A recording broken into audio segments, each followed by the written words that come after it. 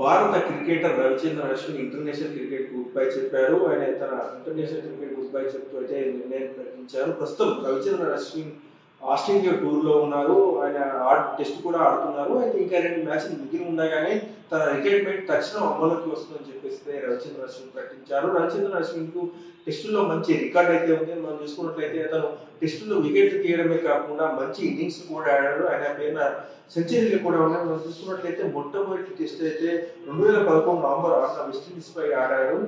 105 టెస్టుల్లో 530 వికెట్లు పడగొట్టాడు. 3474 పరుగులు కూడా చేశారు. ఇందులో 6 సెంచరీలు 14 హాఫ్ సెంచరీలు కూడా ఉన్నాయి.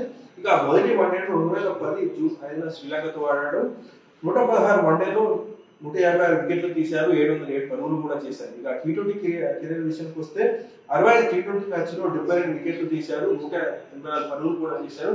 మొత్తానికి అయితే అతను ఇండియా క్రికెట్ కి అయితే మంచి సేవ చేసినట్టు మనం చెప్పుకోవచ్చు. ముఖ్యంగా టెస్టులో అయితే మంచి ప్రదర్శన కనబరిచారు. వికెట్లతో పాటు పరుగులు కూడా చేశారు. మనం చూసుకోవచ్చు 6 సెంచరీలు 14 హాఫ్ సెంచరీలు అంటే మామూలు విషయం కాదు.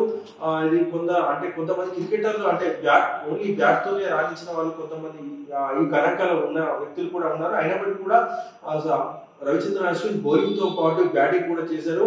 ఆల్రౌండర్ టెస్ట్ ర్యాంకింగ్స్ లో కూడా అతనికి చోటు కూడా లభించింది. ఈ నేపథ్యంలోనే రవిచంద్రన్ అశ్విన్ క్రికెట్ కు గుడ్ బై చెప్పడం కూడా అందరూ బాధ కలిగించిన విషయమే. ఏదేమైనా కూడా ప్రతి క్రికెటర్ కూడా ఇంటో పాయింట్ ఉంటుంది. ఒకనొక సమయంలో వారు క్రికెట్ కు వీడ్కోలు చెప్పాల్సి వస్తుంది. మనం చూసుకోవచ్చు భారత క్రికెట్ కు ఎంతో సేవ చేసిన సచిన్ టెండూల్కర్ కూడా రిటైర్మెంట్ ప్రకటించారు. అలాగే విరాట్ కోహ్లీ కూడా టీ20లో కూడా రిటైర్మెంట్ ప్రకటించిన విషయం తెలిసింది. సో ఈ నేపథ్యంలోనే ఏ ఆటగాడైనా ఎంత గొప్ప ఆటగాడైనా తన క్రికెట్ వీడ్కోలు ప్రకాశం ఉన్న నేపథ్యంలో అయితే రవిచంద్రన్ అశ్విన్ అయితే ఈ నిర్ణయాన్ని ప్రకటించారు.